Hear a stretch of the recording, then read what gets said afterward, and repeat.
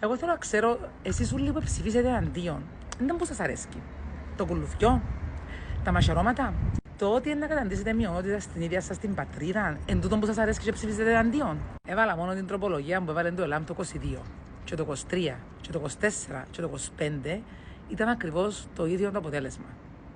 Νομίζω εν καιρός οι πολίτες να προβληματιστείτε τι πρέπει να ψηφίσετε το 26. Γιατί αν δεν δώσετε εσείς του ΕΛΑΜ τη δύναμη στη Βουλή, δεν θα μπορέσει να αλλάξει τίποτε από την κατάσταση που βλέπετε να διαμορφώνεται εδώ στην Κύπρο. Τα πράγματα μόνο θα χειροτερεύουν, όπως δείχνει η κατάσταση. Γι' αυτό σκεφτείτε πολλά καλά σε ποιους να δώσετε δύναμη.